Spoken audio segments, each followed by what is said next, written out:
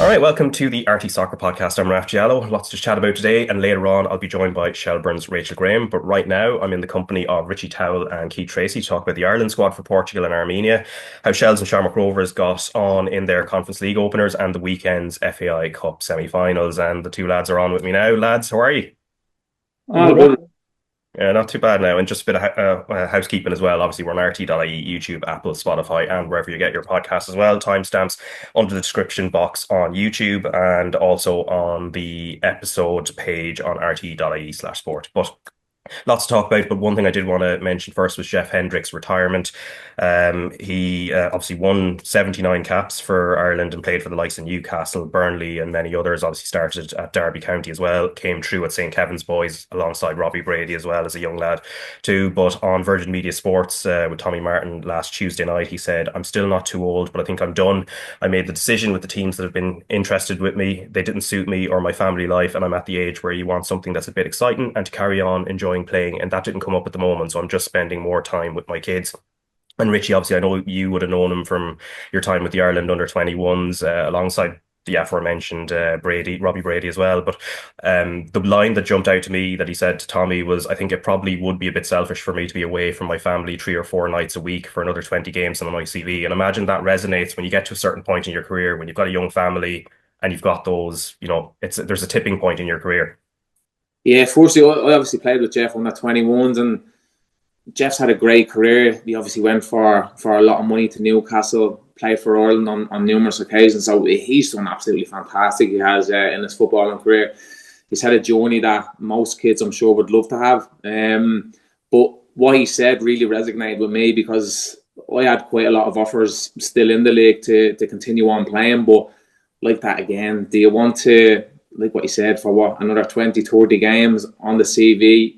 Like realistically, with the clubs that are looking, you're probably not going to go on and win major trophies or anything like that. So sometimes you have to take a little step back and think, is it worth it? Not just from a personal point of view, but the sacrifice on your family, because everybody knows, like, it's not just the football player that has to make the sacrifice, it's the families, the kids, especially if you have kids as well. Like, I would have never ever have lived away from my kids or travelled like mental hours to get to training and games and miss putting them to bed and stuff like that. Like I think as you get a little bit older, I think you start to realise what's really important in life. And for me, it's very, very similar to Jeff. Family is the most important thing. And he made the decision to put them first, which I think is absolutely brilliant. Like, yeah, and any memories of a young Jeff? We played the 21s together. It was myself, him, and James McCarthy in midfield. So we had a decent midfield trio. We had, obviously, as you said, Robbie Brady was playing out on the left. We had some really good players. We did. Just always stood out how professional he was. He was one of the first ones. I remember he was at Derby County, and he would have been one of the first ones that I remember that would have went back early for pre-season. I'm sure Keith will tell you, 15 years ago, people used to take their 5-6 weeks off and then they'd go back in for pre-season, and you'd be feeling sick for the first couple of days or couple of weeks, you would. But I remember him saying to me, "I'm flying back over a week or 10 days early to start training with the strength and conditioning coach in Derby." And it just kind of rang a bell with me a little bit. It did that, right? If that's the levels that you need to get to by having some sacrifices like that, then something needs to change. That's what happened for me personally anyway. But yeah, he was one of the first ones that I remember that used to go back a little bit early for pre-season, and look, it stood him in great stead going forward because he had a brilliant career.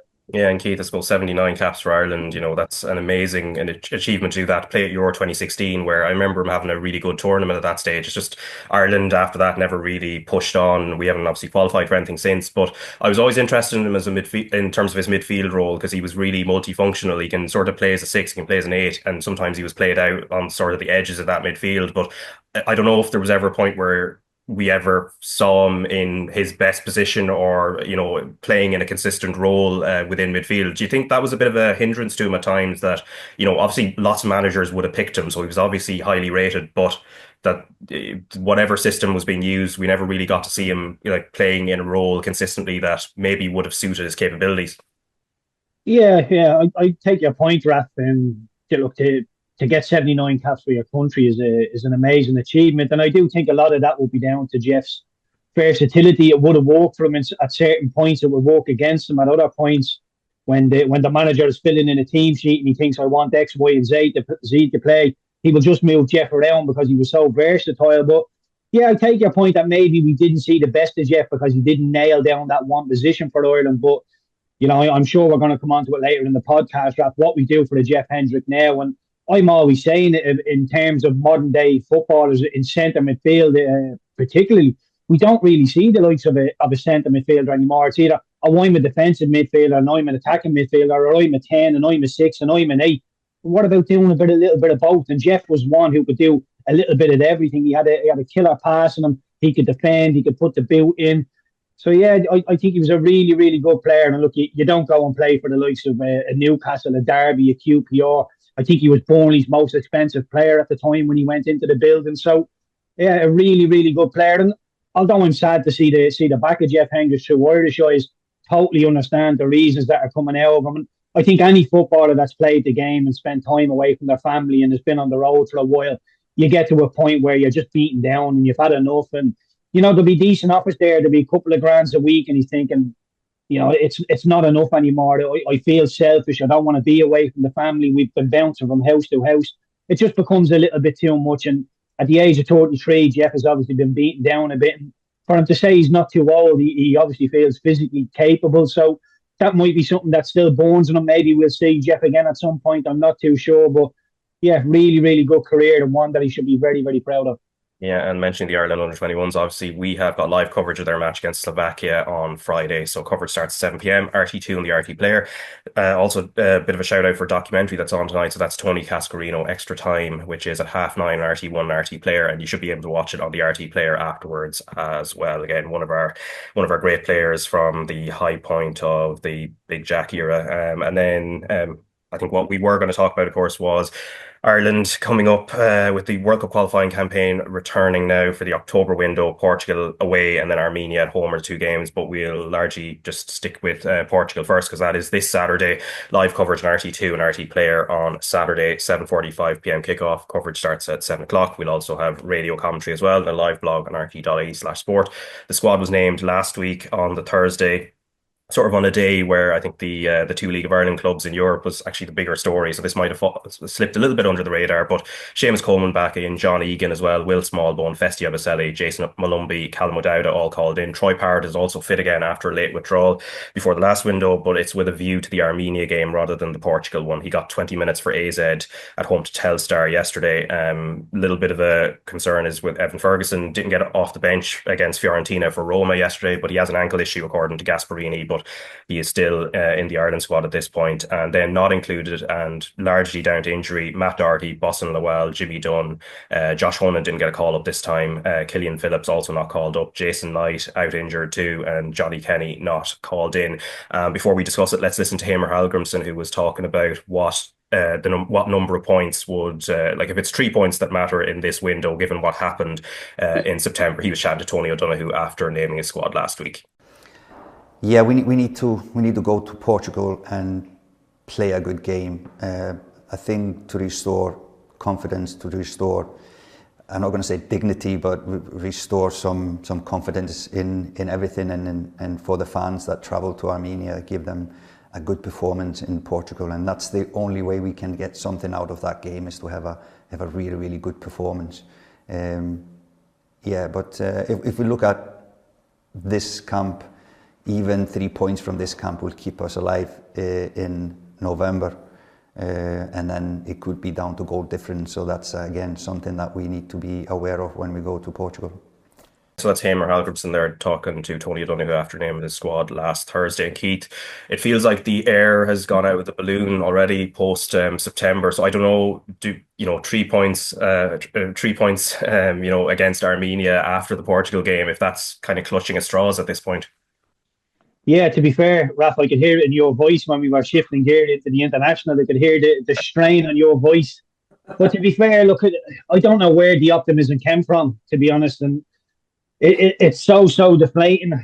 The gaffer there, Heimir Hallgrimsson, is talking about playing a good game in Portugal, a good performance in Portugal. He hasn't mentioned the word winning, and that's what we need to do. And I feel under Stephen Kenny, for so long we talked about performances and what we're going to do and build and blocks.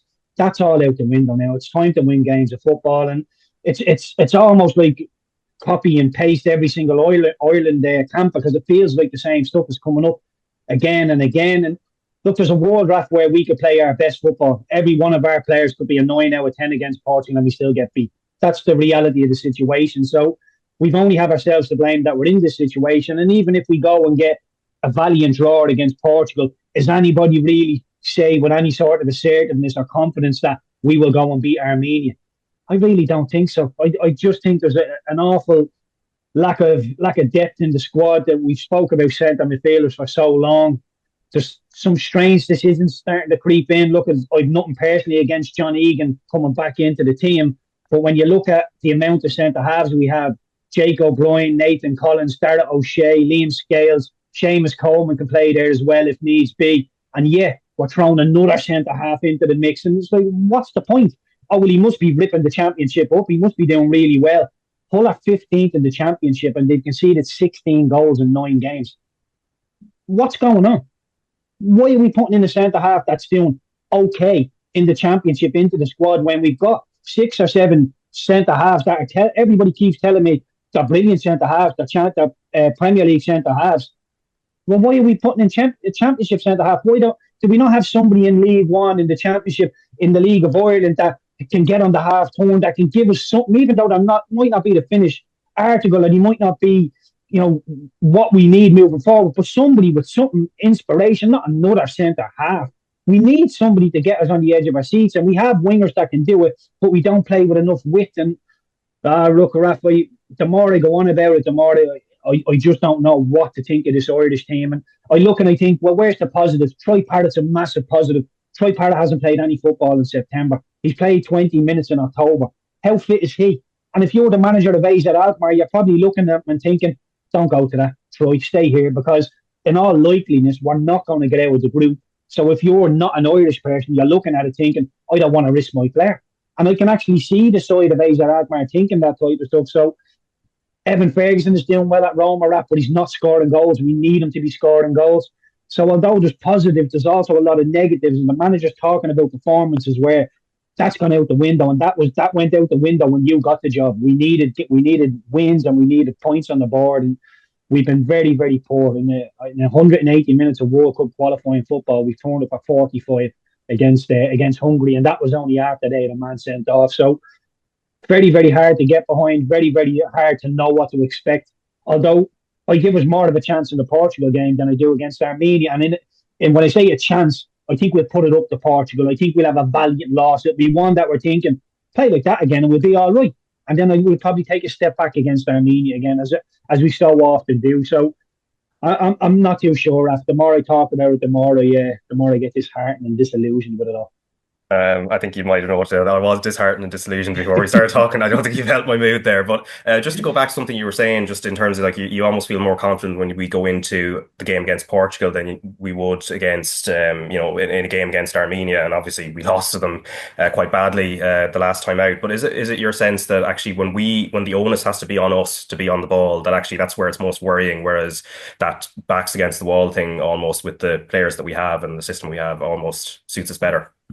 Yeah, that's exactly it. I think when we have the mindset of what coming up against like Portugal coming up now, the players will know when they close their eyes before the games, when they're in the hotel, they'll smell it, they'll know they're coming up against world class, the way the media are around it, and they will be prepared.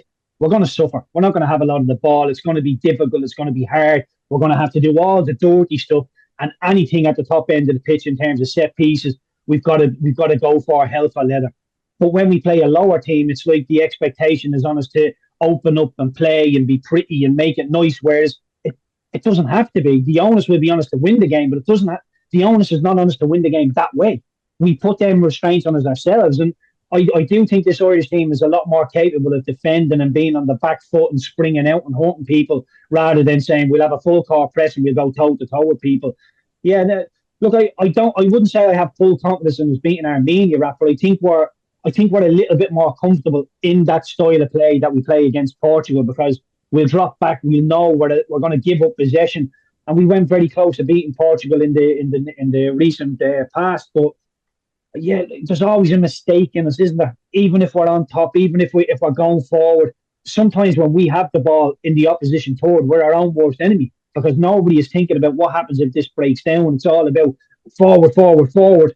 And for all the evolution and moving forward and style of play and everything that's changed and going back to basics, we still only look dangerous when we cross the ball.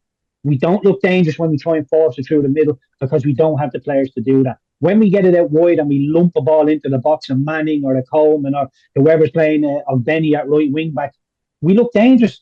But we need bigger targets in there. You can't have an Evan Ferguson and a Schmodix, because wingers look into the box and they think, that's not inviting enough. That's a difficult ball to hit. But if you've got an Adam Ida or a Troy Parrott and a Ferguson or one of the wingers and letting one of the midfielders get in there, that now is a little bit more inviting on the eye, and you're asking defenders to do things. But all in all, Raf, I think we're a little bit in between all sorts of styles. We haven't nailed down anything yet that we're completely comfortable with.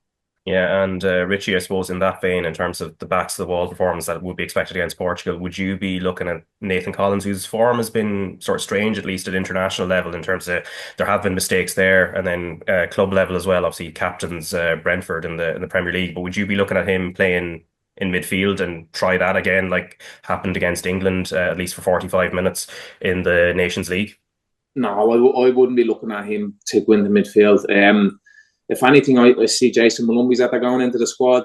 Like, obviously, I was at Brighton when Jason was there, and I know he's a lad that, first of all, loves playing for his country. I think we really missed that in the last two games. It looked like the lads were kind of just going through the motions, which is painful to see. You could see it, especially in the performance against Armenia, and especially the first 45 minutes against Hungary. You're looking at them and you're thinking, Jesus, understand what's at stake here. You're representing the green jersey. Normally, lads would be in poor form for their club, and then they'd come and play for Ireland and they put the green jersey on, they feel 10 foot tall. It looks to be the complete opposite. You mentioned Nathan Collins there. We could watch him playing against Man City yesterday. He was brilliant, he was, against a world-class side. And then he comes and plays for Ireland and he looks a shadow of himself. I know there was a big thing made about how many captains we had in the team the last time, but there was absolutely zero leadership shown. I think that's one of the reasons why. Obviously, Seamus Coleman's come in. That's most definitely the reason why. But John Egan as well. I know he's a really popular figure within the squad. He's a man's man. So I think that's why the two of them have come into the squad. But going back to what you said, I think us playing against Portugal, back to the walls, it's going to suit us, isn't it? Like, Keith's right. I don't know where we thought as a nation we've got to we're this pretty playing football team playing out from the back. That's not us. We're built on grit and determination and hard work, and that's what we need to get back to if we're going to have any glimmer of hope in these next two games. Yeah, and Keith, I suppose the final point on the international team, Seamus Coleman, do you start him in either game? Maybe Portugal perhaps being the more likely, given, I suppose, that need for leadership? Yeah, very possibly. I think it's a conversation that Heimir and Seamus will have personally. You'll need to know where he's feeling, because he hasn't played an awful lot of football. I know he's had the odd cup game, a couple of minutes here or there for Everton. So I think it'd be down to him. But if the answer from Seamus, and I assume it will be that he's fit and fired and wants to play, I would put him in, because, you know, I love Jake O'Brien, but I don't see him as an out and out right back. He's fine in 1v1 situations, but do you play one of them as a right wing back and play the other one as a right side centre half and go to a 5 at the back against Portugal? I don't know, but one thing's for sure, after there's so many deficiencies in this squad that, like, if you're a Nathan Collins, you should take that person. People saying there's no leaders, and you're a Premier League captain. People saying there's no leaders. That would hurt me at night. You should be going to sleep at night thinking, I've got to prove to people I'm a leader. How can you be the captain of a Premier League club and not have leadership skills? It absolutely baffles me. And the best players, like when Van Dijk is in his prime, we all say it doesn't matter who he plays with, he improves them. I'm not sure any of the Irish players improve each other when they're around each other. They look like a team of individuals that worry about their own jobs rather than the team collective, and that should never ever be the way. But you go back to Seamus Coleman. The last game I remember him playing for Ireland was against Hungary, and that friendly when he rattled Szoboszlai. We need more of that. We need absolutely loads of that. And I do think if you're a player that's, you know, newly into the Irish team and hasn't got a whole host of caps, and you see Seamus Coleman rattling about and getting into people, all of a sudden you're thinking, yeah, I need to get on his wavelength. And Robbie Keane did it with the Irish teams that I was in. Sometimes you can win. I've told the story before when we played Northern Ireland in the Nations Cup, and Robbie, sort of a friendly, easy, osy feel about it. We expect to win the game. Robbie's team talk before the game let us all know that this is a derby and it's 100%. Put them to the sword and go out there and be killers. I'm not sure there's anybody pulling players before games and saying that. And when you add up everything that's been thrown at this Irish team over the last couple of years, Rap, too relaxed, no leaders, not enough talent, don't fight for the short, the pressure is too much, crumble in big games. These are all the type of things that if you're a professional footballer should absolutely hurt you. You should be going hell for leather to prove what people are saying about you in the media and on social media is wrong. Social media shouldn't really take too much heat up, but the narrative in general around this Irish team is all wrong. And a lot of the players seem to just brush it off and go, don't worry about it. They should be worried. They become too used to losing, and any team that becomes too used to losing is a very, very bad team and hard one to get behind. Yeah, now on the day that the squad was named by Heimir Hallgrimsson, obviously the bigger story that day was two League of Ireland clubs playing in the UEFA Conference League, and I was working on the Shelbourne game, so I was in Tallaght Stadium for that one, where they played BK Häcken of Sweden and drew 0-0. And afterwards in the press conference, I put it to Joey O'Brien what was his last message to the players before they went out, and he actually came back with a really nice anecdote. So this is Joey O'Brien just speaking in the press conference after that first draw in their first appearance in the league phase of European competition. In terms of the last message you gave to the lads before they went out, what was it in terms of what you looked to draw on? The last message, I think I seen a tweet, it could have been Dave Henderson maybe, I think said something about that he was in 6 years ago selling Christmas trees in Talca Park with Dave O'Connor when he was CEO. And I mean, I just wanted to touch on that with the lads to say how far you've come, but don't accept it. This club over the last couple of years for us shouldn't have got probably the success that we've had, and it was all because we kept on pushing, driven all the time to keep on achieving, keep on reaching higher. And that was the thing tonight. Don't be happy where we are, don't be contented by getting group stage football and thinking, oh geez, job done, it's nice, we can go out and enjoy ourselves. I said that to the lads, it's about winning, it's about qualifying, and ultimately don't do that, we're going to be disappointed. Joey O'Brien speaking at the press conference after getting a point from their opening game of 6 in the league phase of the UEFA Conference League. And I suppose Richie, looking at this overall performance, and they've got Skendia next on the 23rd of October where they'll be flying off to North Macedonia. What do you feel they can build on from it? Because it is a solid point, and it was at times in the second half backs to the wall, but they also did offer a threat, particularly in the first half. It's a brilliant point, Raf. Let's be realistic. Like, Joey spoke there and he spoke so much sense. Look at where they were to where they are now.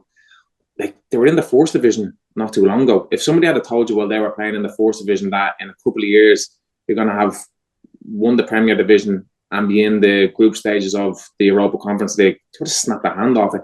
And then not just in the Europa Conference League, they've got their fourth point on the board as well against a strong side. I know people were talking about, BK Hacken, they're not the greatest side. There's a real chance for them to go and get points against them. But you see, they beat Anderlecht, they beat Cluj on the way to us. So look, they're a top side as well. They are.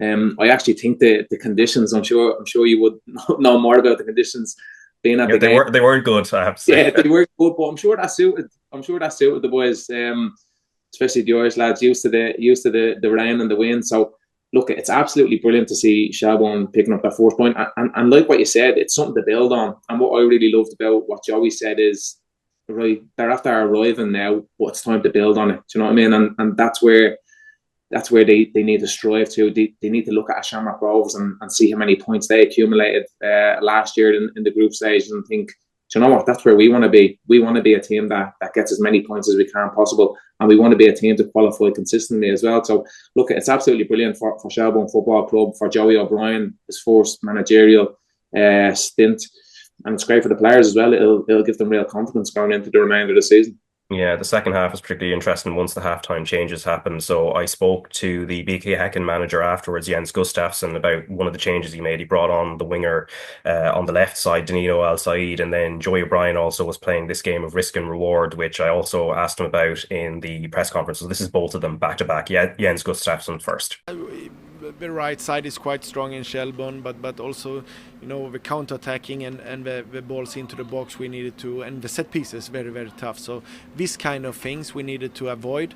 But we did some changes in halftime because we thought actually the game picture should be more for us in second half, and I think it also was. But we couldn't fix the win anyway. Yeah, and in terms of the substitutions you made, Danilo Al-Said particularly seemed to make an impact on that side. Was that very much intended that was exactly what he was going to bring to the table? Yeah, a little bit more, but we think he helped us a bit, but we missed a little bit today. Just one final one for you, just in terms of that tactic that you were talking about, in terms of that right back position, that their substitute Danilo Al-Said seemed to get in a few times. How big concern for you was it at that stage? Yeah, look, and I suppose that's just managing the game. They obviously rolled the dice a little bit in that sense, and here we still wanted to go at times as well with Milan, so we didn't want to be just completely safe. So there's always that bit of cat and mouse, really, and probably Milan had a chance back stick as well, I think, with a cross coming in from Evan, their left back sort of let it go. We could have nicked it there, I suppose, so there's always that weighing up of taking our time. But here, they're a good player, so he's going to ask questions of you. But as I said, I think Milan dealt quite well with him. But then when he got crosses into the box, there was some brilliant clearances then in the centre of the box then. That's Joey O'Brien, and before that, Jens Gustafsson. So that was, I suppose, a great education of a match for Joey O'Brien as well, Keith. Especially that battle on the right hand side of the pitch. Especially how do you use Milan and Bang also, because he does have that attack and threat, but at the same time, there's those spaces left in behind. And how do you play that risk and reward in a big European game? Yeah, it's those little nuances within a game that I love watching unfold. And when they brought on the winger Hacken, I did think that'll be Mbeng. He'll have to stay at home now. And you listen to Joey saying, we still wanted Mbeng to go forward. And it's that little cat and mouse, because I've been the winger on the opposite team that's been allowed to cheat. But you're only allowed to cheat for so long, Raf. If you're not providing assists and you're not providing goals on the counter-attack, the manager and the left back that you're allowed to cheat with, they won't keep letting you cheat. So obviously they know what they're doing, BK Hacken. But I think Milan and Bang, since he's gone into Shelbourne, he's been absolutely brilliant. I thought he played really well on the night as well. I thought Shelbourne, it's very easy to look at it and think, Shelbourne might have been able to get a little bit more out of that game. There was once or twice, I thought the best chance that maybe Shelbourne had was really early in the game, the Odebeko one where they nick it. I think it's in the 4th minute, they nick it, and Odebeko it just takes too long to get his shot off on the edge of the 18-yard box. Other than that, there wasn't a whole host in the game. McElroy had a chance from about 20 yards out. It was a good strike, but it was always straight at the goalkeeper. Never quite had enough. Norris was looking for the penalty. That was never really a penalty. Not much of a talking point in that one. So it was a good, strong, competitive opening game for Shelbourne. But when you look at the games that they have coming down the line, Raf, you do think of Hacken maybe being one of the easier oppositions that they're going to face. And yeah, look, I'm sure AZ Alkmaar, you look at them and think they would expect to go deep enough in the competition. Crystal Palace will be expected to go and win the competition. Celje are very, very good. Where are they going to pick the points up from? I think they definitely need 3 or 4 points to have any chance going into the last 2 games on the board. But it's going to be very difficult. And the fact that we're even talking about Shelbourne possibly progressing from the group shows you how far they've come, because even if they're competitive in the league phase, it'll be absolutely brilliant from Shelbourne. And like I said, I thought they were good value for the point, although Hacken had times where they were on top, so did Shell. So yeah, I think a point was a good draw, something that they will look to build on, although given the opposition it's going to be difficult. Yeah, and it was interesting just in the first half where before the winger comes on for Hacken, obviously Milan and Beng was actually, Sean Gannon was vocally pushing him forward into midfield, so they almost sit in a 4-3-2-1. And Sean Gannon, obviously Richie, you know him very, very well. And I was kind of thinking after the game, once the stat was put out that he's I think he's joint record now with Ronan Finn in terms of Irish appearances in European games. He's played in 63 of them now, but he's almost like and I mean this with full respect, like a Forrest Gump kind of character. And the way the Forrest Gump is always there when major world events happen, Sean Gannon is always there when trophies are to be won. Like the fact he's won 11 league titles and across 4 different clubs is ridiculous. Real testament to him. Well, isn't it? Honestly, Rafi, absolute credit to himself, not just himself, but his family as well. I think he should definitely become an agent when he's finished, because he seems to always know which club is going to be the one that's on fire next. So, as you said, split between 4 different football clubs. Every time he's gone to a new football club, he's went and won the league, which is absolutely incredible. This is probably going to be one of the 4 seasons he hasn't won the league, which is absolutely crazy to think with the longevity that he's had in the League of Ireland. He's obviously matched Ronan Finn's European record now, so I'm sure Finnar is going to be absolutely raging about that. I know it's something that he was very proud of, but yeah, look, Sean has another couple of games left to do it, and it's been absolutely brilliant, hasn't it? Honestly, for a young lad from Ringsend to have played, I think it's 64 times in European competition. It's something that young kids can aspire to become, because, as I said, it's within touching distance. It's not this Premier League where the lads aren't attainable to get to speak to. He's just a normal lad, as I said, from Ringsend. So absolutely brilliant for him and his family. Like. Yeah, he did go off with an injury, I think around 63 or 64 minutes. I did ask Joey about that in the presser, and he just said it's a calf issue. They still have to look at it, so we'll know probably by the 10th or the end of this Friday, whenever they play Shamrock Rovers, if it's how serious or not it is, or if he features in it. But Shamrock Rovers, speaking of them, on the same night they were at Sparta Prague, and obviously we spoke about them last week in terms of the dynamism, Richie, and what Sparta Prague bring to the table. It was a 4-1 win for them. Danny Mondroy got the only goal for Shamrock Rovers on the night. Obviously, if they were up against it, if you look at the chances and everything else, it was very much one-way traffic up to an extent. And Shamrock Rovers had rotated the team a bit with the FAI Cup semi-final in mind. So there is that in the background. But the way the goals went in, would you still look at it as kind of disappointing from a defensive point of view? I'd say Stephen Bradley is absolutely fuming, to be honest. I think you see early on, after they had a lovely shape about them, they did. And Rovers are there. We spoke about it, as you said, last week. They have that 5 across the back, and the lads, they weren't going too high too early, because they know what they're up against. They know the levels in football they do. I'm sure Stephen would have said it going out first 20, 30 minutes, just keep it really tight. And they did that. They had a lovely shape about them. Sparta had obviously the lion's share of possession, which you would expect.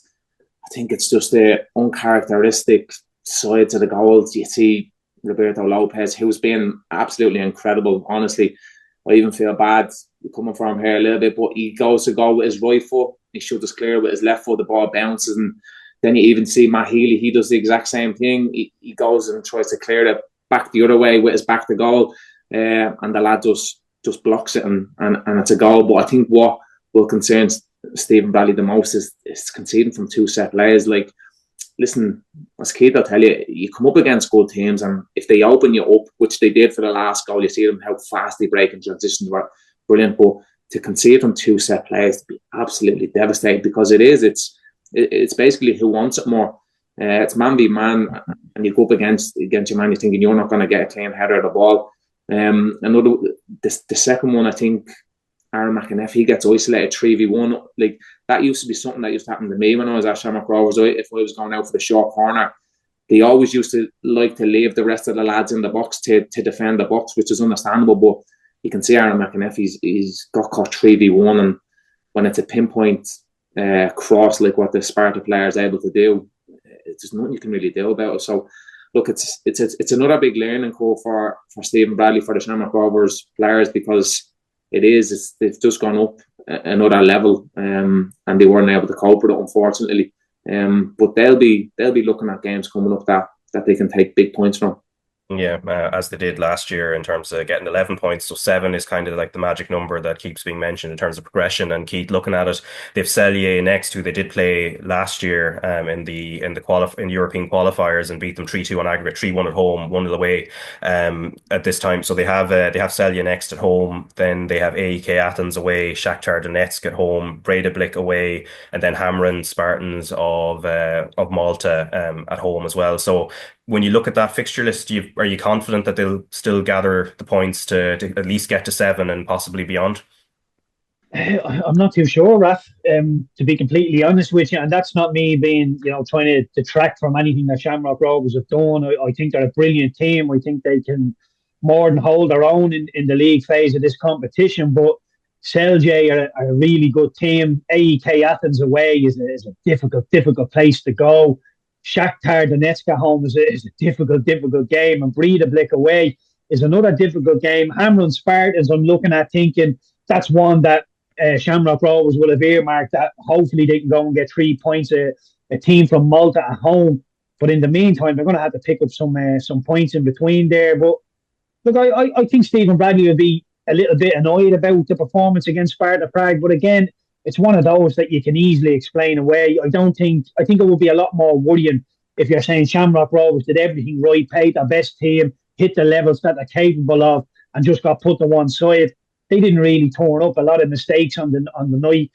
Lopez's mistake for the first goal, as Richie was saying, 2 set pieces, which is things you just can't do within Europe. And the fourth goal is one where Rovers are trying to get themselves back into the game, and you get caught on the counter attack. So there is easier days ahead for Shamrock Rovers, but to all but have the league in their back pocket, Raf, to be heavy favourites to go and pick up the FAI Cup and to be in the middle of league phase, group stage football, it's unbelievable stuff. And even if Shamrock Rovers can only pick up 3 points, it's still going to be another an extra couple of €100,000 here or there. So I think even if they don't get out of the league phase, it's still been an unbelievable season. And one thing I think we should reference, and maybe this is just my thinking, I was thinking St. Pat's would go really deep in terms of winning the league this season. Not a lot of people were telling me when I was saying stuff like that. Not a lot of people were saying, I expect Shamrock Rovers to go and blow everybody out of the water and be the team again. I think Richie might have been, but there wasn't an awful lot of other people saying it. And to be honest, I think they've been absolutely brilliant. And Stephen Bradley has just flexed those muscles again, blew everybody out of the water. And sitting here right now, you're looking at them thinking, how is anybody going to dislodge them? But we've been here before, of course. Yeah, and 2 million coming into the bank as well, because Victor Ozhianvuna's move to Arsenal has been confirmed. He'll be joining their academy in January 2027. Record-breaking fee for an LOI player, and 2 million is just the base fee. There will be obviously additional money on top of that as well, based on other criteria. But I know, Richie, you've said it time and again, you'd love to see a little bit more of him. The way the season's going to play out now, obviously big games, cup final, lots of league phase games for most of the the first team players to play. Do you expect to see him playing in the in the 4 or 5 remaining games in the league, and just to sort of build up that experience that, say, Michael Noonan, who we will talk about a bit later, has been gaining himself? I'd love to see him playing, Raf, but you can understand why he hasn't been playing. I've been probably shouting it from the rooftops a little bit that I want to see more of him, and I'm saying that is because how exciting he is. Keith referenced players playing for the national team, lads that can't break the lines with these killer passes, can't travel with the ball, not creative. He's all of that. He is. Honestly, he's absolutely brilliant. But from a business point of view, you can see exactly why Shamrock Rovers didn't play him, because they're thinking he's a big asset to us. If he goes out, gets injured, all of a sudden Arsenal take a little step back and think, we don't want to pay that big money from. Now everything's done and dusted. I think you're going to see a lot more of Victor, and I think you'll see just why Arsenal's at the forking up the money. I think you see, if a club like Arsenal's coming in, they can go and pick players from anywhere in the world they can, but they're coming over to sign a lad like Victor, and it's going to be a really exciting time, not just for him, but for Shamrock Rovers and for the fans. Because he's going to get to play another couple of seasons for Shamrock Rovers, which is absolutely brilliant. So Shamrock Rovers have the money in the bank, and then they're getting to play him as well, which is brilliant.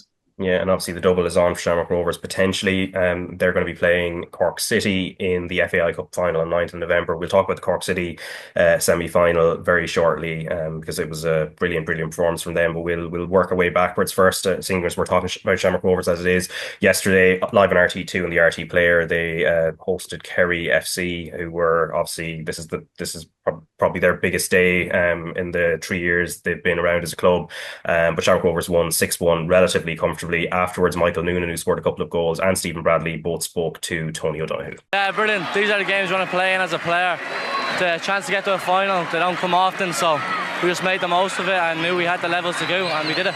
Talk about your goals in a minute, but maybe the first goal tonight was always going to be the most important one, and you had a big part to play in Graham Burke's goal, the opening goal. Just as Kerry looked like they might be getting a grip. Yeah, look, we knew they're going to be hard to break down. We respected what they're good at, and we knew we just keep at them, we'll get the goal, and in fairness to Burke, he finished it brilliantly. Then to your first goal, and you have a lot to thank Dylan Watts for, I suppose, with that super header. Yeah, just try to get as much contact on it as I can, and luckily the ground had a bit of zip to it and I took the ball with it, so yeah, just delighted with that. And your second goal, quality finish, that one. Yeah, me and the gaffer have been working on it in training, in fairness, so that little shift onto the right and then just seeing the keeper's legs, and luckily it went through. Thanks again, Peter, and congratulations, Stephen. Cup final chance to do the double. The last time Rovers did the double was 1987. Yeah, we knew that before the game. I was well aware of that, and going back to Thursday, this was always our aim, make sure we're in the final, gives ourselves a chance to go and do that double, something that will be remembered forever. We've given ourselves that chance now, we're in the final, and we'll do everything possible to make it happen. 6-1, it looks comprehensive, it was comprehensive. Were you happy with the performance? Yeah, really happy. Kerry are an extremely honest group, they work extremely hard for each other. And they did that, so we had to be patient at times and wait for the opportunities, but some of the play was really, really good, and really happy that when we had them we kept going. We experienced that on Thursday night when good teams have you on the ropes, they go for you, and that was really pleasing that we had them and we kept going.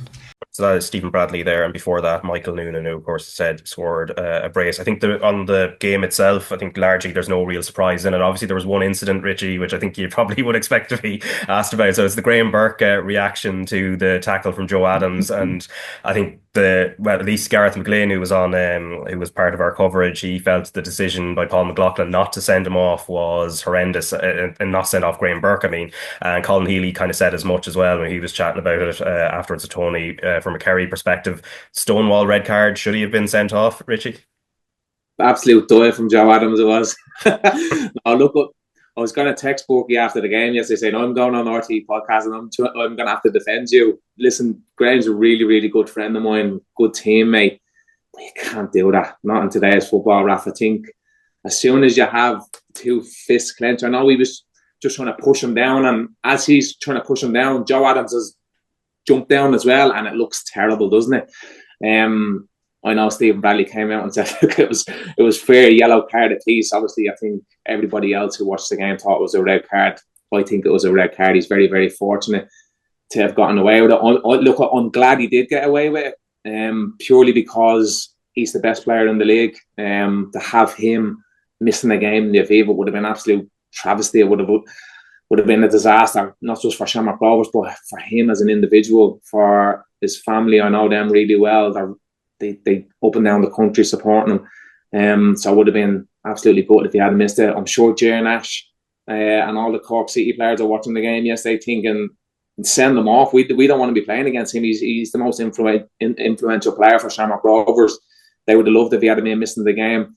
But look, I think it was a red card. But I'm glad he didn't get him. Yeah, no, I saw the two lads, actually, Burke and Adams. I think they were shaking hands. I think they had a bit of a laugh about it at the end. Yeah, because it's all. Yeah, look, Joe Adams he's clever. He is. Borky's already scored 2 in the game, and he's thinking, how can I get this lad out me face, out me hair for the rest of the game? And he's left a bit on him in a tackle, and obviously Borky been the player that he is. He's a little bit hot-headed.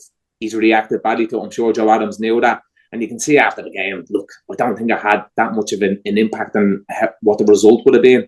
The two lads had a high five and a hug, and that's just football at the end of the day, isn't it? Sometimes you do anything to win at all costs, isn't it?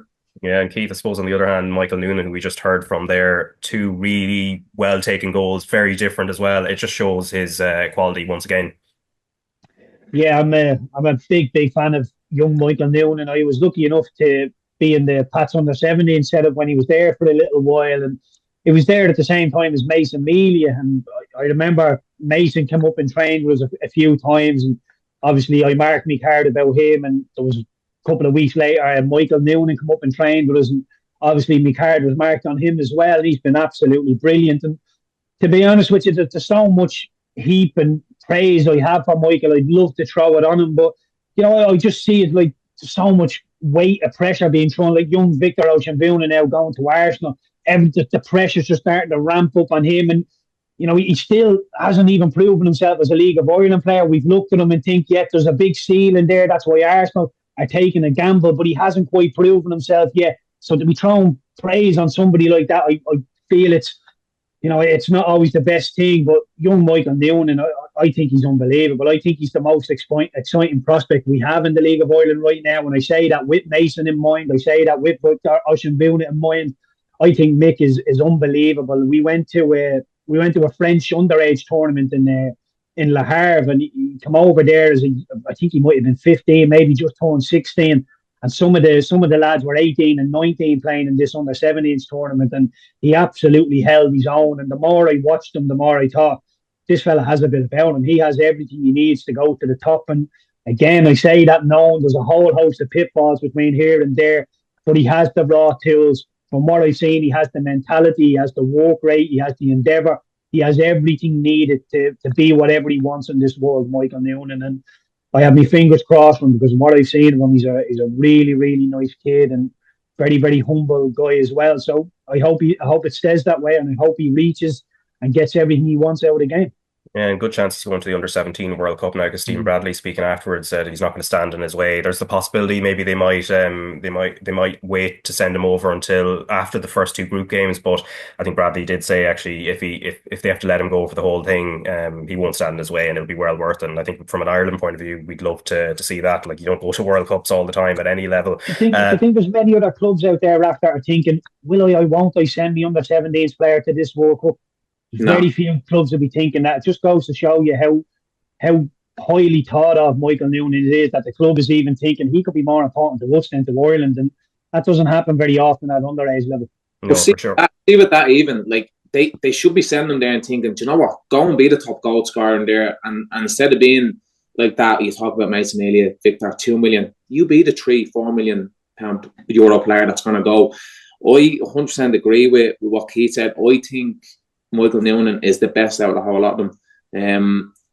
I know Keith said again, it's a long process it is to get to where he wants to be because of how high his ceiling is. But I think purely down to his mentality, how humble he is, I think Michael's gonna be the next big thing to come out of the League of Ireland. And I don't just mean that in price tag going. I think he could be your Troy Parrott, your Evan Ferguson, who goes and leads the national team and is that absolute gem that we don't really have at the moment. Yeah, and obviously that goal on his European debut as well, like when he was still only 16, is unbelievable. But let's just talk about Kerry as well. And Colin Healy was speaking to Tony Donoghue afterwards. Obviously, as a reference, he did have a say on the non-decision to not send off Graham Burke, but he also did speak about how far Kerry have come, and they have come very far, and not just a trip from Kerry to Tala, but just in terms of their journey as well. No, it was a tough game, but we are up against a quality side. What the players will take, they'll take learning, and listen, we're playing, the level that the Shamrock Rovers are at is it's an eye opener for our lads. Our lads are still young, they're still learning the game, but it's I'm proud of them. I'm proud of the support. It was a big ask for us, listen, overall we're proud of it. And listen, we'll focus on. We've got a game next weekend, but even the support now tonight was magnificent for us.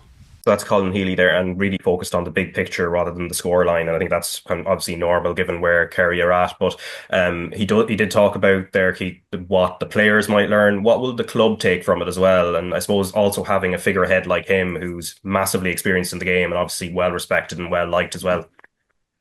I think they'll be looking at it thinking possibly not as far away as they may think. They're looking at it. I think they're 9th in the 4th division now. They'll be looking, thinking we're a million miles away from League of Ireland football, Premier Division football. I mean, I don't think they're as far away as they may think. And look, I know people are saying they've been battered 6-1, Keith. What are you talking about? They beat Athlone, they beat Cove, they beat Sligo in a thrilling game. And there was periods of the game against Shamrock Rovers where it was competitive. There was one or two little talking points within it. But I think they will take big learnings out of it. I thought they kept the ball well. I thought they had endeavour. I thought they had all the things you would expect a lower team coming to Tala to have. Possibly just not that little bit of stardust on it, but these are things that you would expect. You'd expect to see deficiencies in the team up against the Shamrock Rovers team. So, yeah, I think they'll take big learnings from it, Raf. But, yeah, there's nothing to be ashamed of. They've done really, really well. And, yeah, I think they'll take learnings of it. Yeah, and Cork City, of course, are going to be on the other side of the FAI Cup final after a brilliant 3-0 win over St. Pat's at Turner's Cross. Obviously, before the game, toilet roll was being lobbed onto the pitch, and this was part of a fan protest against the ownership. But then when it came to what happened post-match, the only thing that was being lobbed onto the pitch were the fans themselves, who were absolutely delighted. So they were backing, they were backing their team throughout, regardless of how they may have felt about the ownership. So afterwards, Shawnee Maguire and the manager, Ger Nash, were speaking to RTÉ Sport. Look, I think we deserve that 3-0 and hey, come on.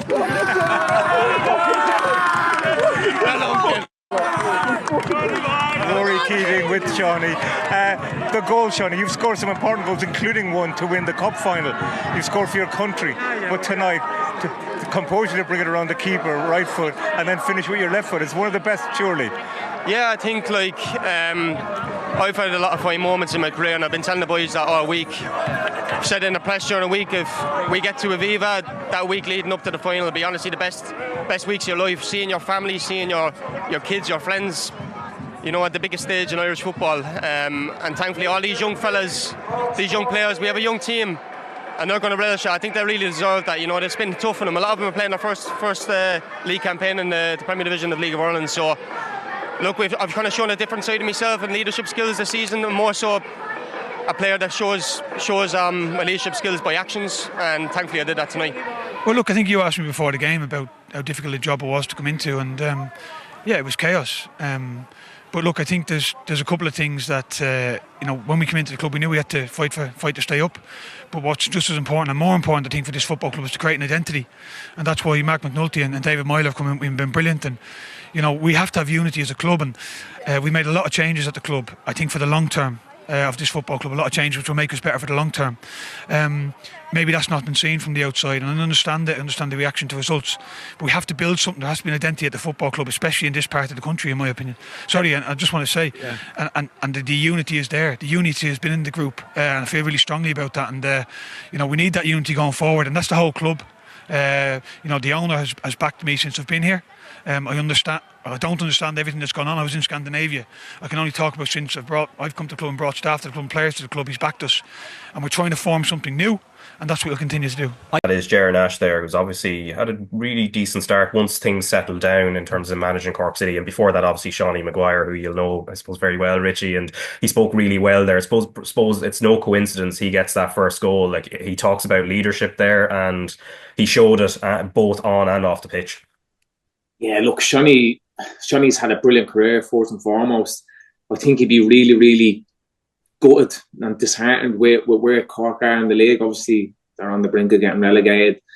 But like that, he said they're a really young side. You see the turmoil that was in the club at the start of the season. So it's really, really hard to put. I think Cork kind of put all their eggs in one basket with signing him and Rory Keating. And then they said, if we have them two up front scoring heaps of goals, which you would put your money on the two of them, we can try and blend in a few young players with that, and it just hasn't worked out for them. Obviously, Rudy Keating got a really bad injury and has missed most of the season. Shawnee has had his own injury issues as well, which he's missed some parts of the season. But to see him score that goal, it was really vintage Shawnee Maguire. It was. He's a real poacher in the box. He's a natural goal scorer. It's brilliant for him. I know his wife and his young kid as well, for them to be able to go to the Aviva and see him lead them out. It'll be absolutely brilliant. He's had a lot of highs in his career. Obviously, as he said, scoring for Ireland, playing in the championship, representing his country, brilliant things. But I think leading his team out with his wife and his child there, I think that'll be up there with him. Yeah, and obviously shout out to Evan McLaughlin as well. His first goal was obviously brilliantly well taken, and then very opportunistic as well to go and snatch the third, which really killed off the game. And obviously for a team that's sitting at the bottom of the Premier Division, a brilliant performance. The only pity, I think, is Cathal O'Sullivan kind of missing all of this, because he's, again, when we talk about bright young talents, he's another one that has plenty on his side already, part of the under-21 setup, but obviously at the moment out with an ACL injury. And I think he was chatting to the media last week at an EA Sports event where he was kind of talking about his recovery. So hopefully, best wishes to him on the comeback trail there. On the other side of it, Keith, though, Pat's not just falling behind, but the performance in the second half, the inability to, when they're higher up in the table, you kind of expect a little bit more. That must be hugely, hugely disappointing. And also maybe the way they, how they handled the conditions and the pitch as well. Yeah, it's usually disappointing, Raf. I have to be honest and say I started seeing this one coming when I woke up on Friday morning. I heard about the storm coming and it being a little bit windy and conditions not being conducive to a game of football. I thought that's not going to help St. Pat's, and that's the way it worked out. There's so many basic errors within the game that Pats make. It's just unbelievable, and 9 out of 10 of them are out of possession, Raf. And I'm not going to sit here and highlight every little thing that Pats do wrong, but the opening exchanges of a game, an FAI Cup semi-final, within 4 minutes, Cork go down the left wing, they pull it to the right, the back stick, sorry. Alex Nolan has a good chance and Ang makes a good save. Could have easily been 1-0 down inside the first 5 minutes of the game. In the 9th minute of the game, Anderson, the Cork centre-half, has the ball, and this is for Seanie Maguire's goal, which take nothing away from the finish. The finish is absolutely brilliant. But if I was saying this to an under-17s team, what do you do if there's no pressure on the ball? You drop off. You have to drop off. But Pats don't drop off. They have no pressure on the ball, and they still have a mid to high line, hence how Sean Maguire gets in behind. And Nang has a rush of blood to the head and decides he's going to come off his line. Doesn't really do that, and after he does, and then Maguire does, it's brilliant from him, take nothing away from him. But how you can have no pressure on the ball and as a centre-half to be halfway up the pitch thinking, I feel all right here. You shouldn't. There should be alarm bells ringing. If there's no pressure on that ball, you've got to go backwards, Raf. That's the basics of the game. I learned that when I was running around Fairview Park. The fact that it just kept going, and I was looking at it. It's windy, it's rain, and Stephen Kenny said the grass was long, the pitch was bobbly. What earth do you sit in the dressing room and say, do you know what, lads, let's play football here? Because Pats are up around 67% of the ball. Why? Why do you want 67% of the ball when it's a bad pitch and it's windy? Give the ball to them. Every other team in the league, Raf, has a weapon in terms of their press. When the opposition have the ball, they will squeeze them and they'll go after them and they'll win the ball back. Now, there'll be teams that play a low block, but generally teams go after teams. St. Pat's don't have a weapon in terms of their press. They're very standoffish. It's we play, you play, you play, we play. You can't be like that. You've got to dominate games from start to finish. And I'm not talking about ball possession. It's like that's all St. Pat's cared about. If we ball possession, we'll be okay.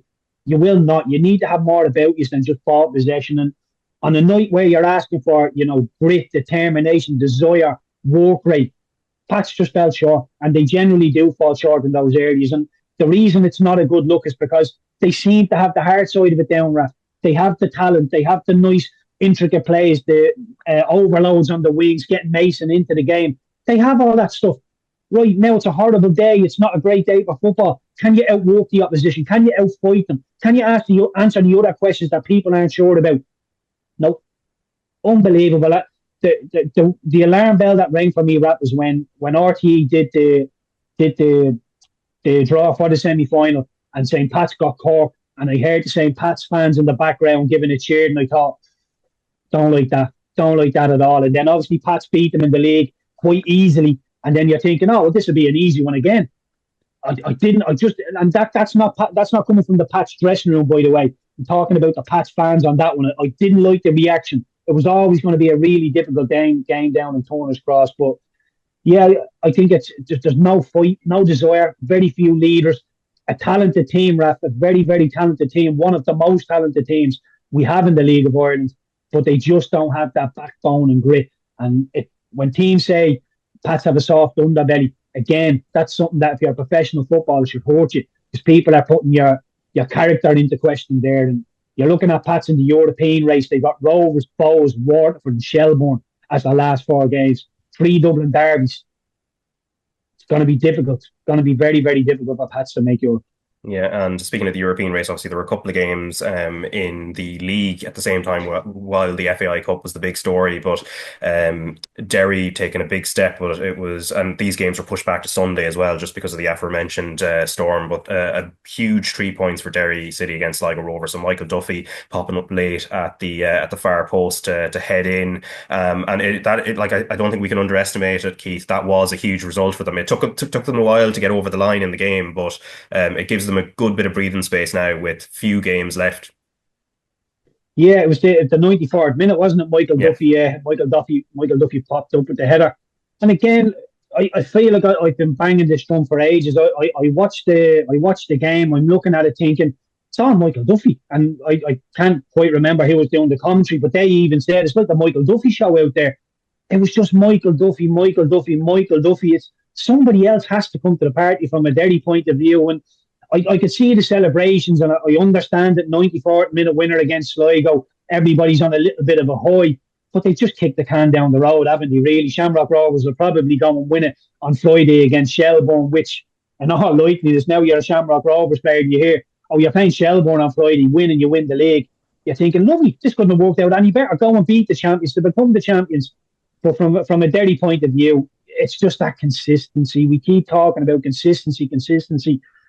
Again, people look at them and think with Michael Duffy, with O'Reilly in the middle of the park, with Connolly at the back, with Maher being touted around as one of the better keepers within the league, I just don't see it. It's not adding up as a title winning team. Good individuals, again, Rapper. I don't think there's a proper team there. Although very, very capable of beating anybody, they're also very, very capable of losing to anybody. And yeah, consistency would be a worry. And brilliant win for them, got it over the line, and I'm sure Sligo will be forcing their luck, but they've managed to just poke their noses out of those bottom two positions, which is the main thing from a Sligo point of view.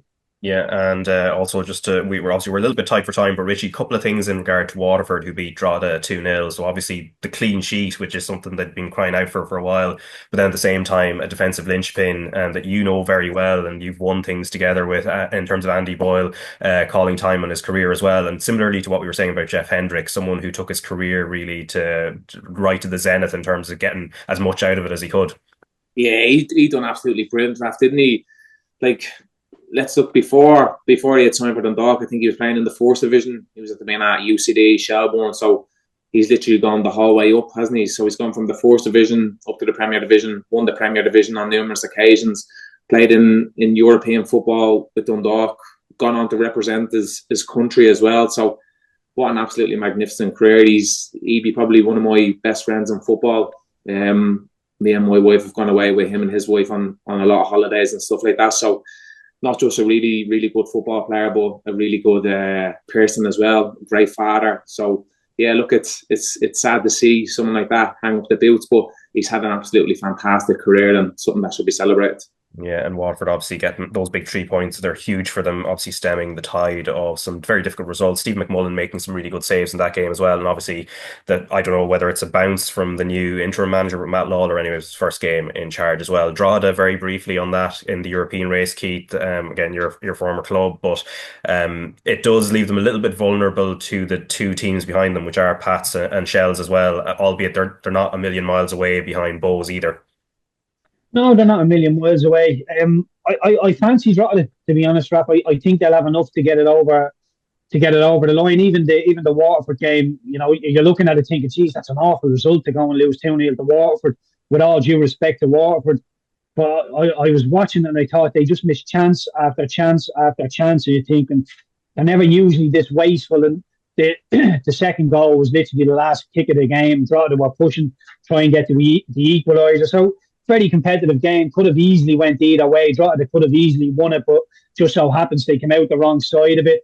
But Drogheda have been brilliant. And I know I say as a neutral, I understand I'm an ex-Drogheda player, but I think the neutrals are looking, thinking Drogheda deserve to get back into Europe, given what happened to them at the start of the season. I think anybody who doesn't have skin in the game is thinking, hopefully Drogheda do it again.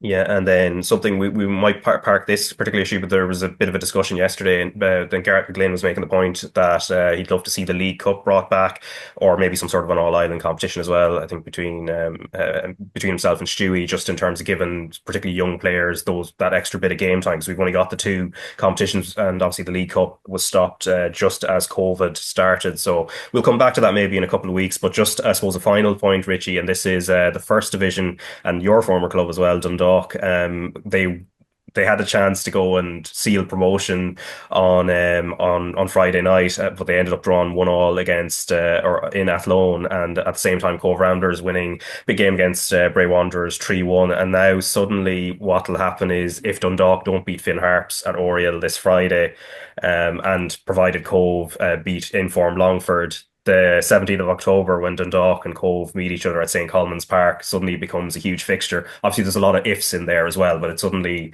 it gets a little bit nervous for them in a certain sense. Yeah, of course, because they seemed to be cruising for so long, didn't they? And then obviously it goes to show you, doesn't it, how unpredictable the league is. Athlone haven't been able to get a result in I don't know how many games. Rock bottom of the league. They've been absolutely terrible this year. But yeah, the team that look like they're going to get promoted, they go and get a point. And do you know what? It was a goal worthy of getting a point as well. It was an absolute screamer from a free kick. It was really impressive goal, but it wouldn't be like Dundalk to do it the hard way. So fingers crossed that they can still do it, because as I said before, I have a lot of really close friends still up there. There's a lot of good people involved in the club, and obviously they were in a really, really bad situation last year, and Kieran Culduff has gone in and done a magnificent job this year, so it'd be good to see them go over the line with. Yeah, and just the situation there, so they have a 4-point gap over Cove Ramblers. If they do beat Finn Harps, they are going to be promoted, so that's going to be done and dusted before they meet on 7th October. Just briefly on the playoff race at the moment, so Cove are pretty much are sealed in there anyway. Bray Wanderers also sealed in there. UCD all kind of booked their place in. The last place is whether Treaty United hang on. They're on 42 points. Wexford are 1 point behind them, and Longford Town, who are actually suddenly in really, really good form, on 39 points, not far behind. Finn Harps mathematically as well still in that race because they have 2 games in hand, and I think even Kerry in terms of the pure maths are not totally out of it either. But that is it for this part of the podcast. I'll be joined by Rachel Graham very shortly. So Keith and Richie, thanks very much for your time. Cheers, Raf. All right, delighted to be joined now by Rachel Graham. Rachel, how are you? I'm good, Raf. How are you? Yeah, not too bad at all now. Obviously, we'll talk about your game first before we talk about the champions Athlone, but just run through the results from Saturday. This is the penultimate round of the Women's Premier Division. Shamrock Rovers 2-1 winners away at Cork City. Treaty United and Bows drawing 1-1. DLR Waves continuing their decent form in recent times. 3-2 win away at Sligo Rovers. Your own side, Shells beating Wexford 2-1. Peamount United beating the champions Athlone 1-0. And then Galway United 3-0 winners over Waterford. But just starting on your own game first before we talk about the champions. Obviously you got back to winning ways, which I imagine was hugely important, but also like what was the mindset going into it, because the title is gone at this point, but you're at home in front of your own fans. Yeah, exactly. Look, title's gone, so that's really disheartening obviously for us, but look, you'll never go into a game being happy to lose it, no matter if it's pre-season friendly, no matter what it is, you'll always want to win. So no mindset change there. But look, we did probably take the opportunity to kind of play some new players that maybe haven't got a lot of game time, and like young Sarah McCaffrey, she started the game and she's come through our academy, been up training, really impressive, so gave her a chance and exposure to what it's like at senior level. And some other players, Maeve Walmer started the game as well, so it was kind of a mix. It was obviously we want to put a strong team out and we want to win, but it's about now kind of looking to next year and getting players exposure, and that's exactly what we've done. But look, to be able to do that and still get a win against a good Wexford side was obviously really positive for us. It was our last home game of the season, so you obviously want to put on a good display and a good performance, a good result then for anyone who's come to watch it. So it was good to be able to do both. But look, it did probably have a feel of, it was a disappointing the week before, and the league is gone, so it probably didn't have as much bite or aggression that we normally would have, but it was still good to get a win and good performance put in. Yeah, and obviously as well, it's kind of like an end of an era as well coming up now with Jemma Quinn, at 36 years of age, stepping away and retiring for Shelbourne. She's been at Talca Park, I think, now for 4 years. What has she meant to you as a teammate, not just to yourself, but just to the club as a whole and to your other teammates? Yeah, and look, I don't know if you've kind of seen the video that was put out, her coming on for our last game, and how everyone was with her after the game, and that just speaks about Jemma. And look, players always come and go, that's football, but I think every now and again you get someone kind of special like Jemma that comes along and just makes the dressing room a much better place. It's her energy she brings. She's an amazing person. And look, I don't know if people kind of know Jemma's story, and look, she's had I always played underage against her, and always a really good player. She's played underage international football and probably kind of fell into a bit of a bad lifestyle, and look, managed to turn her life around. So it was actually just by chance. She was playing for Colester Donecarney then, and an old manager of hers was out walking his dog and came across the game and seen her playing, and he then rang Noel King, and look, Noel King had managed her at Stella Mara, so knew of her, and just basically gave her a call and said, look, do you fancy coming up? And we were actually in our last week of pre-season, so we had 5 full weeks of training, and she came up in the last week, and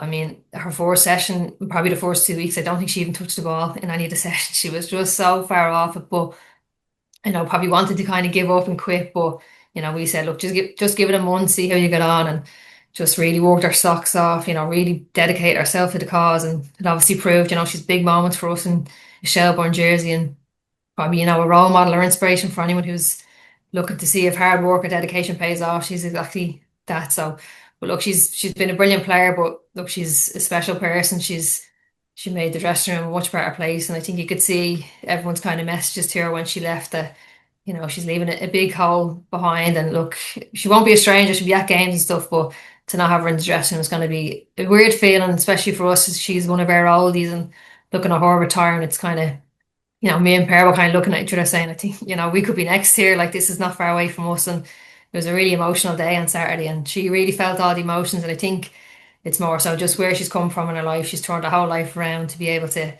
go and say she played in the Champions League, played in cup finals, scored in cup finals. Just think it all hit home on Saturday. But yeah, look, she's going to be a huge loss. Yeah, that's a nice story, obviously, as you've told it there for yourself. You just alluded to yourself in personality. Like, in terms of 2026, you're both deciding to come back, I presume.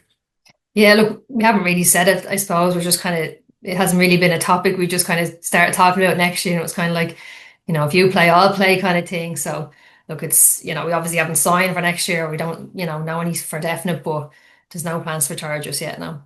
Okay, very good. Something we spoke about at the very start of the season as well was the attendances at Talk Park, and you changed the kickoff times on the Saturday to try and make it easier for fans to get in. How happy have you been with the way that has been approached this season in terms of how many people have been able to get in? Yeah, it's definitely improved. Like, our numbers have gone up. Obviously, it's still an area that you want to be getting more and more in. But I think last week for our game against Athlone, we had a good crowd. I think it was 600 and something, not sure the exact number, but for one of our games, that's quite a high number. And look, that's obviously what you want to be getting. Probably not every week, but more than once a season would be ideal. So look, it has worked, but look, we're obviously going to try and push to get more and more every year. But it definitely has improved in tenses, I would feel, yeah. Yeah, and then of course, as mentioned, Athlone Town won the league, but it wasn't on Saturday. Obviously, they missed the chance to continue the opportunity to have an invincible season, losing to Peamount, but they got over the line against Cork City, a 4-0 win where Kelly Brady scored a hat-trick last Wednesday, and a great night for them. I suppose first, I know it's a rivalry and everything else. You want to win the league, but at the same time, you must have a huge amount of respect for them as a club, but also that crop of players as well. Oh yeah, definitely. Look, no matter who you kind of rival with or compete with, I think at the end of the day, there's always a respect level there between you and your competitor. So look, they've, been the most, like, they deserve to win the league. They've been, they've had obviously good players. Like, we have good players, other teams have good players, but they've just been so consistent. And look, that's the hardest thing about winning the league, is being consistent all year round. And like I said before, even in the games where they weren't playing well, they still didn't lose them. They still managed to get a point. So look, I think it's hats off to them. They obviously, done it with 2 games to go, which is really impressive. And, we don't have a whole load of games or a really long season. So to do it with 2 games to go is really impressive. And look, they did have a chance to go unbeaten. And look, that would have been just cherry on top kind of thing. It's, once you win the league, that's it. You don't really care. And look, I'm sure they were out celebrating, rightly so, Wednesday, probably Thursday, and even Friday maybe, I don't know. But I think Saturday, they made a couple of changes, and probably wasn't something that they were overly concerned with doing once they won the league, and obviously have a cup final now. That's what they're going to be focused on. But look, it obviously would have been nice to go unbeaten, but it's only a cherry on top at the end of the day. They're still lifting the trophy.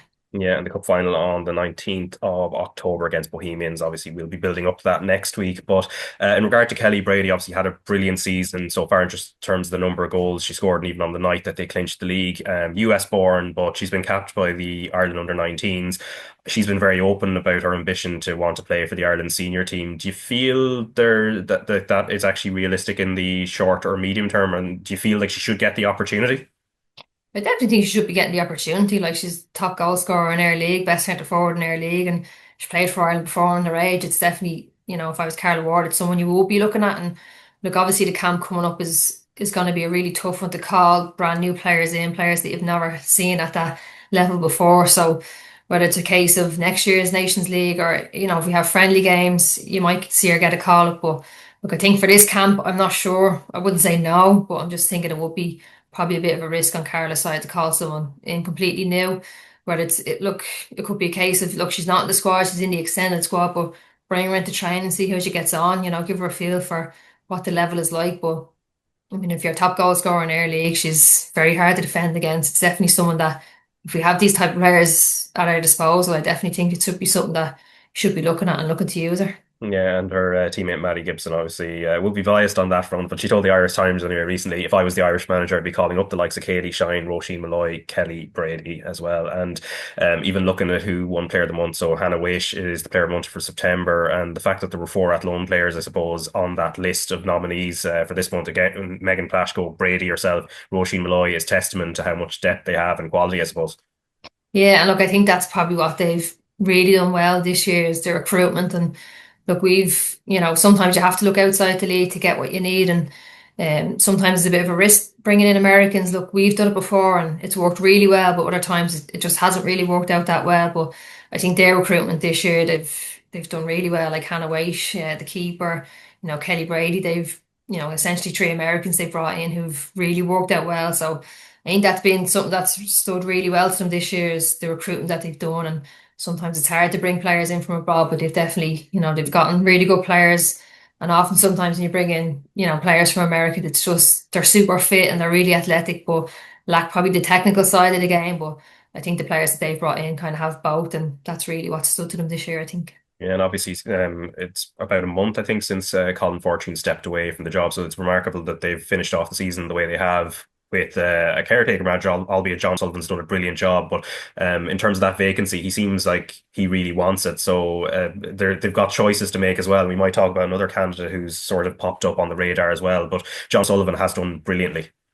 Yeah, look, it was a tough. Look, obviously they're a really good team. It's not a tough group to work with, but just the timing of everything was probably tough. And he's kind of changed his tune the last couple of weeks. His first interview after the Glasgow game was, "No, this isn't for me. I don't want it." And it's kind of changed ever slightly. More and more as the weeks go on. He's kind of hinted at maybe he wants it and spoke at the weekend. And I think he said there's going to be a decision made next week or an announcement made next week. And he said he'd love the job, so whether they've offered it to him and he's accepted it, I don't know. But it's a bit cryptic at the moment. But look, he's done a good job. He's been involved in the league before. I don't think he's ever managed before. But look, these last couple of weeks could have been basically an interview process for him or a trial process for him.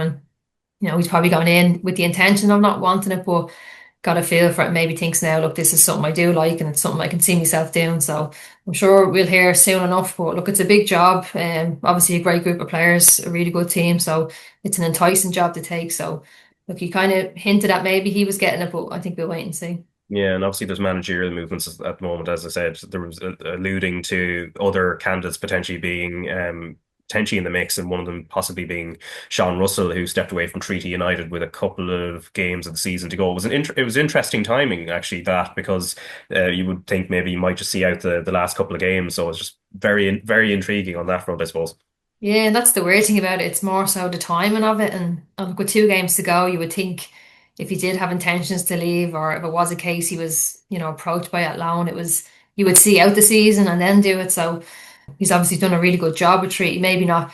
Look, if you look at the table right now, they're probably lower than what they should be, but have had the last couple of weeks have had bad results. So that's why they're there. But I think, first half of the season and probably half of the second half of the season, they've been really strong. And we probably had the toughest games we've ever had against Treaty this year. So he has done a good job. And when he did sign the contract, it did say multi-year deal. So whether we see him maybe on the coaching staff at Athlone, I've only ever really heard positive things about him, and anyone who knows him speaks really highly of him. So potentially it could be putting 2 and 2 together and getting 5, or it could be a case where he's approached by Athlone and maybe, do you want to be on the coaching staff? I don't know, but it's such strange time, and then obviously a hard time now for Treat to see out the season. It's not ideal. Yeah, they're on 33 points ahead of the last game of the season, which is next week, this weekend coming, which leaves them 2 points behind Peamount, who are currently 5th after their brilliant run of form, and obviously Galway United have